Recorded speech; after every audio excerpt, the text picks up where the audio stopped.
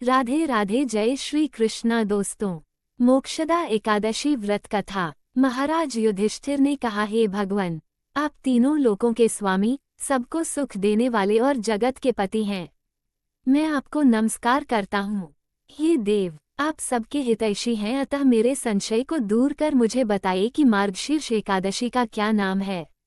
उस दिन कौन से देवता का पूजन किया जाता है और उसकी क्या विधि है, कृपया मुझे बताएं। भक्तवत्सल भगवान श्री कृष्ण कहने लगे कि धर्मराज, तुमने बड़ा ही उत्तम प्रश्न किया है। इसके सुनने से तुम्हारा यश संसार में फैलेगा। मार्गशीर्ष शुक्ल एकादशी अनेक पापों को नष्ट करने वाली है।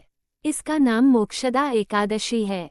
इस दिन दामोदर भगवान की धूप दीप नैवेद्य आदि से भक्तिपूर्वक पूजा करनी चाहिए। अब इस विषय में मैं एक पुराणों की कथा कहता हूँ।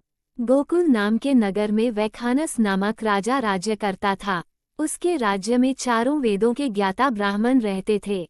वह राजा अपनी प्रजा का पुत्रवत पालन करता था। एक बार रात्रि में राजा ने एक स्वप्न देखा कि उसके पिता नरक में हैं। उसे बड़ा आश्चर्य हुआ। प्रातः वह विद्वान ब्राह्मणों के पास गया और अपना स्वप्न सुनाया। कहा, मैंने अपने पिता को नरक में कष्ट उठाते देखा है। उन्होंने मुझसे कहा कि हे पुत्र, मैं नरक में पड़ा हूँ, यहाँ से तुम मुझे मुक्त कराओ। जब से मैंने ये वचन सुने हैं तब से मैं बहुत बेचैन हूँ। चित्त में बड़ी अशांति हो रही है।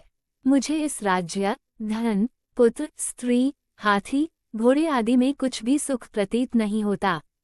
क्या करूं? राजा ने कहा, हे ब्राह्मण देवताओं, इस दुख के कारण मेरा सारा शरीर जल रहा है।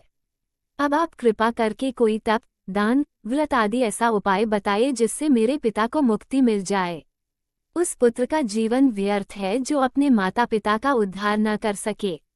एक उत्तम पुत्र जो अपने माता पिता तथा पूर्वजों का उद्धार करता है, वह 1000 मूर्ख पुत्रों से अच्छा है। जैसे एक चंद्रमा सारे जगत में प्रकाश कर देता है, परंतु हजारों तारे नहीं कर सकते। ब्राह्मणों ने कहा, हे राजन, यहाँ पास ही भूत, भविष्य, वर्तमान के ज्ञाता पर्वत ऋषि का आश्रम है। आपकी समस्या का हल वे जरूर करेंगे। ऐसा सुनकर राजा मुनि के आश्रम पर गया। उस आश्रम में अनेक शांत चित्त योगी और मुनि तपस्या कर रहे थे। उसी जगह पर्वत मुनि बैठे थे। राजा ने मुनि को साष्टांग दंडवत किया। मुनि ने राजा से सांगोपांग कुशल पूछी। राजा ने कहा कि महाराज, आपकी कृपा से मेरे राज्य में सब कुशल हैं, लेकिन अकस्मात मेरे चति में अत्यंत अशांति होने लगी है। ऐसा सुनकर पर्वत मुनि ने आंखें बंद की और भूत विचारने लगे। फिर बोले, हे राजन, मैंने योग के बल से तुम्हारे पिता के कुकर्मों को जान लिया है। उन्होंने पूर्व जन्म में कामातुर होकर एक पत्नी को रति दी, किंतु सौत के कहने पर दूसरे पत्नी को ऋतुदान मांगने पर भी नहीं दिया। उसी पापकर्म के कारण तुम्हारे पिता को नरक में जाना पड़ा। तब राजा ने कहा, इसका कोई उपाय बताइए।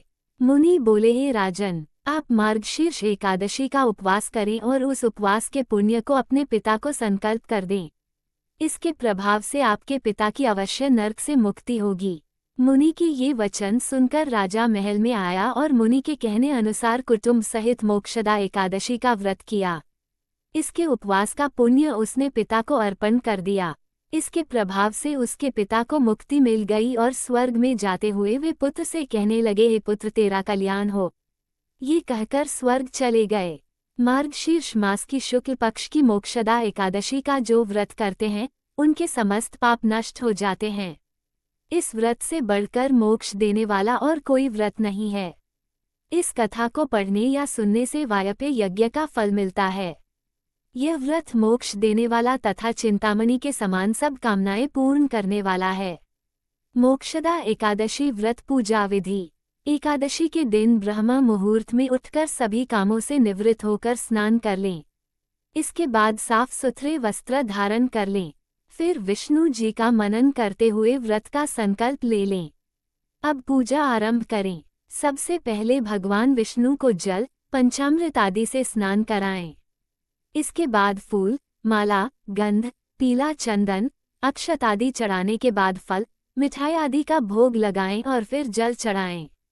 इसके बाद घी का दीपक, धूप जलाकर श्री विष्णु मंत्र, चालीसा के साथ मोक्षदा एकादशी व्रत कथा का पाठ कर लें।